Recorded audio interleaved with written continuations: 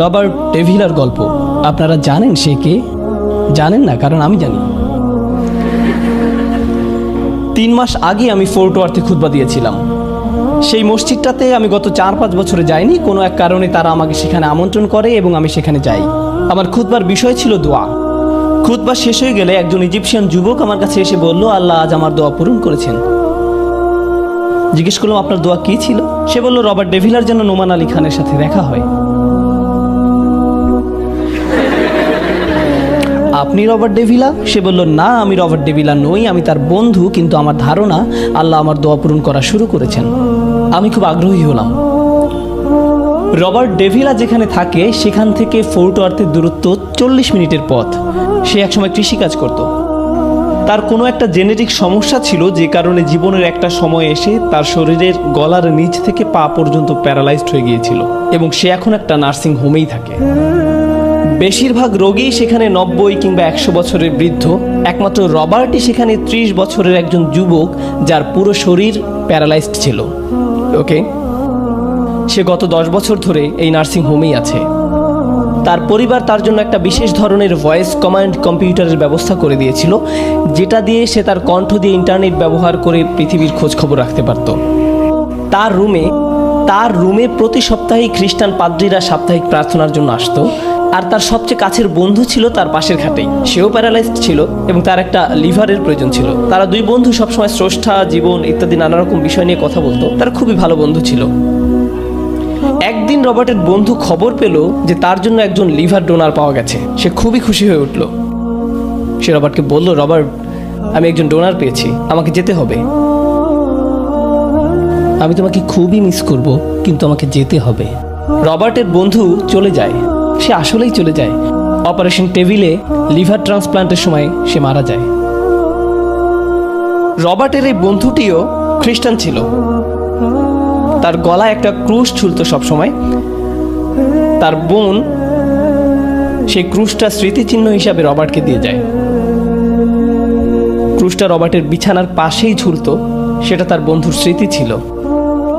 Robert খুব সাধারণ এবং সাদাসিধা জীবনযাপন করত। সে নার্সিং হোমেই থাকতো, নার্সরা তার দেখাশোনা করত। একদিন রবার্ট স্বপ্নে একজন লোককে দেখল। সে তার নাম বলল মোহাম্মদ।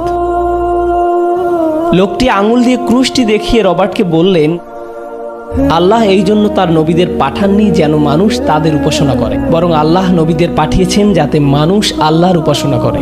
আর ঈসা হচ্ছেন কেবলমাত্র একজন মানুষ। তিনি বাজারও যেতেন, খাবারও খেতেন। তিনি বাজারও যেতেন, খাবারও খেতেন। স্বপ্নটা এখানেই শেষ হয়ে যায়। রবার্ট শুধুমাত্র ঈসা আলাইসাল্লাম নামে একজনকে জানতো। এখন সে মুহাম্মদ নামে একজনের নাম শুনল, যে তাকে বলেছে নবীদের কাজ হলো তারা মানুষকে আল্লাহর ইবাদত করতে বলে, নবীদের না। সে মুহাম্মদকে খুঁজতে লাগলো। সে ইসলামকে খুঁজে পেল। সে ঈমান আনলো। যেহেতু সে এখন একজন মুসলিম, কাজেই সে কোরআন সম্পর্কে জানতে চাইল। সে খুঁজে খুঁজে কিছু চ্যাট রুমে গেল আর অনুরোধ জানালো, কেউ একজন আমাকে কোরআন শেখাও। প্রায় সাথে সাথেই সে একজন ইজিপশিয়ানকে পেয়ে গেল, যে তাকে আরবি শেখাতে এগিয়ে আসে। সে তাকে আরবি বর্ণমালা শিখিয়ে দেয়। আর যখন আরবি বর্ণমালা শেখা হয়ে গেল, তখন সে কোরআন পড়া শিখল। সে তার বেডে শুয়ে শুয়ে কোরআনের 10টি সূরা মুখস্থ করলো।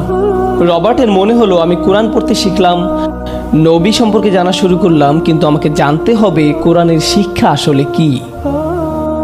সুতরাং সে খুঁজতে লাগলো কিভাবে কোরআন বোঝা যায়, এবং কোনো একভাবে সে আমার লেকচারের ভিডিওগুলো পায়। সে সেগুলো দেখা শুরু করে এবং প্রায় সবগুলোই দেখে ফেলে। এরপর সে হ্যাঁ, এখানে আরেকটি ঘটনা। সেই নার্সিং হোমে একজন ইজিপশিয়ান লোক ছিল, যে টুকটাক সার্ভিসিংয়ের কাজ করত। তার নিজেরও একটা চমৎকার গল্প আছে। সে একজন মুসলিম, কিন্তু খুব একটা ধর্ম মেনে চলতো না। তার সবচেয়ে কাছের মসজিদটা ছিল তার থেকে 50 মাইল দূরে। এজন্য সে চার্চে যেত, যাতে করে আল্লাহকে পাওয়া যায়। সে মুসলিম, কিন্তু আল্লাহকে পাওয়ার জন্য চার্চে যেত। একদিন সে রবার্টের রুমের পাশ দিয়ে যেতে শুনলো, ওয়াল আসরি ইন্নাল ইনসানা লাফি খুসর। সে রুমে ঢুকে জিজ্ঞেস করলো, রবার্ট, তুমি কি শুনছো? রবার্ট বলল, কই কিছু না তো, আমিই পড়ছিলাম। সে জিজ্ঞেস করলো, তুমি মুসলিম হয়েছো? রবার্ট বলল, হ্যাঁ, আমি মুসলিম হয়েছি। এবার রবার্টের বন্ধু খুবই অবাক হলো, কিভাবে আল্লাহ আমেরিকার চার্চের নগরীর মধ্যে একজনকে পথ দেখাতে পারেন, যার বেডের পাশে ক্রুশ ঝুলে থাকে, নার্সিংহোমের বেডে শুয়ে থাকা ছাড়া নড়াচড়া করার মতো যার কোনো ক্ষমতা নেই, সে নিজে নিজে বলে উঠল, আমি আবার আল্লাহর কাছে ফেরত আসতে চাই। রবার্ট তার এই ইজিপশিয়ান বন্ধুকে তার অনলাইন শিক্ষক নোমান আলী খানের কথা বলে। এবার সেও আমার ভিডিওগুলো দেখতে শুরু করলো। একদিন রবার্ট তার বন্ধুকে বলল, আমার খুব ইচ্ছা যদি নোমান আলী খানের সাথে আমার দেখা হতো। বন্ধুটি বলে, ঠিক আছে, আমি তোমার জন্য দোয়া করব। ঠিক 5 বছর পরে এই বন্ধুটি ঠিক সেই মসজিদে আমার খুতবা শুনতে আসে, যেখানে বিগত 4 বছরে আমি যাইনি। জুমার পরে সে আমাকে বলল, আমার মনে হয় আল্লাহ আমার এবং আমার বন্ধুর দোয়া পূরণ করতে যাচ্ছেন। আমি বললাম, হ্যাঁ, আমারও তাই মনে হচ্ছে, চলুন যাওয়া যাক। আমরা কয়েকজন মিলে সেখানে গেলাম, রবার্টের সাথে দেখা করলাম। আমরা সেখানে চমৎকার কিছু সময় কাটালাম। আবার ইনশাল্লাহ আগামী ঈদে আমরা সেই নার্সিংহোমে যাব। আমরা সবাই যখন সেখানে যাই, নার্স আমাদেরকে দেখে অবাক হলো, জিজ্ঞেস করলো, আপনারা সবাই রবার্টকে দেখতে এসেছেন? হ্যাঁ, কেন দেখা করতে চান? বললাম, সে আমাদের অনুপ্রেরণা। নার্সরা নানা জায়গায় ফোন কল করলো, আমাদেরকে চেক করলো, এরপরে যেতে দিল। রবার্ট আমাদেরকে দেখে চমকে উঠলো। আমি রবার্টের সাথে কথা বললাম, তাকে বললাম, রবার্ট, আমি শুনেছি আপনি কয়েকটি সূরা মুখস্থ করেছেন। সে বলল, হ্যাঁ। জিজ্ঞেস করলাম, আমাকে একটা শোনাতে পারেন? সে আমাদেরকে সূরা আসর শোনালো। আমাদের মধ্যে এমন একজনও ছিল না যে কাঁদেনি। প্রত্যেকের চোখ থেকে টপ টপ করে পানি ঝরছিল।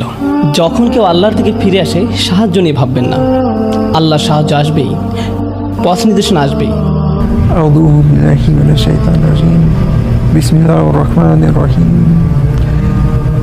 লিইলাফি কুরাইশ ইলাফিহিম রিহলাতাশ শিতা'i ওয়াস-সাইফ ফালইয়াবুদু রাব্ব হাযাল বাইত الذي أطعمهم من جوع وآمنهم من خوف.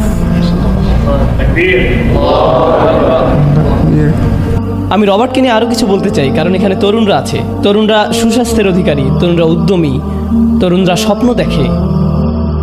আমি রবার্টের প্যারালাইসিস সম্পর্কে বলেছি, তার পুরো শরীর। তার একটা বিশেষ হুইল চেয়ার ছিল, যেটি তার শরীরের প্রত্যেকটা অংশকে প্রত্যেক জায়গায় আটকে রাখত।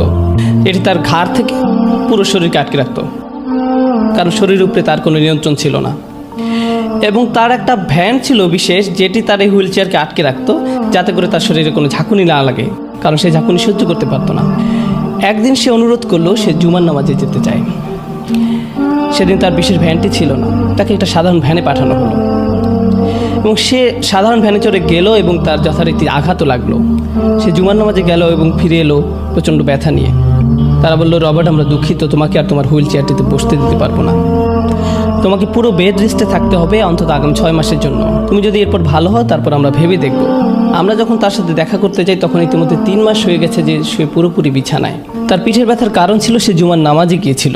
তারপরেও সে আমাকে বলে, আমি আমার জীবনেও এত শান্তির কোনো জায়গায় যাইনি মসজিদের চেয়ে। নোমান ভাই, আপনি জানেন আমি এরপর কী করব? আমি আমার চেয়ারটা ফেরত পেলেই আবারও নামাজে যাব, আমি আবারও মসজিদে যাব, কারণ আমার জীবনে আমি ওইরকম অনুভূতি পাইনি। সে এমন একজন যার দুটি চোখ আর মুখ ছাড়া তার কোনো শারীরিক ক্ষমতা নেই। তারপরও সে বলে, আমি একমাত্র মসজিদেই শান্তি পাই। আমরাও এখানে বসে আছি। আমি আসলে চিন্তা করি না কে কোন আদর্শের, কে কোন চিন্তাধারার, কে বা কারা বললো মসজিদে অনেক ফিতনা ফাসাদ হয়। সব কিছুর পরেও এটা আল্লাহর ঘর। সেখানে শুধুমাত্র আল্লাহর সাথে কথা বলার জন্য যান, মানুষের সাথে কথা বলার জন্য না। শুধুমাত্র আল্লাহর সাথে কথা বলার জন্য, আল্লাহর সাথে কথা বলার জন্য যান। শুধু আপনি আর আল্লাহ, আপনি আর আল্লাহ, ব্যাস, এতটুকুই। অন্য অন্য জিনিসগুলো আস্তে আস্তে আসবে। আপনি নিজেই টের পাবেন আপনি অন্য মানুষে পরিণত হচ্ছেন। আল্লাহ যদি রবার্ট ডেভিলাকে পথ দেখাতে পারেন, তাহলে তিনি যে কাউকে পথ দেখাতে পারেন। আপনারা জানেন সে আমাকে কী বলেছে, আমার মাঝে মাঝে মনে হয় কেন আল্লাহ আমাকে এমন করলেন। তারপর আমি নিজেই নিজের উপর হাসি। হ্যাঁ, আল্লাহ আমাকে অনেক অনেক কিছু দিয়েছেন, আমি তার প্রতি কৃতজ্ঞ। যদি এটাই হয় আল্লাহর প্ল্যান আমাকে ইসলামে আনার জন্য, তবে এটাই যথেষ্ট, এটাই ঠিক আছে। আপনারা অনেক মুসলিম দেখবেন যারা অল্প একটু অসুখী হলেই বলে, কেন আল্লাহ আমার সাথে এমনটা করলেন। এবং মাঝে মাঝে এই লোকটাই বলে বসে যে আল্লাহ বলতে আসলে কেউ নেই। আমি আপনাদের বলতে চাই, যদি একজন লোকেরও এমন ধরনের কথা বলার অধিকার থাকতো, সেটি হলো রবার্ট ডেভিলা। সেই বলতে পারতো, আমি আল্লাহ বিশ্বাস করি না, যদি আল্লাহ থাকতেন তাহলে আমার এই অবস্থা কেন। এরপরও আমি তার চেহারায় যে নূর দেখেছি, সেটি কারো চেহারায় দেখিনি, কখনো না। আমি তার মতো সুখী মানুষ কখনোই দেখি।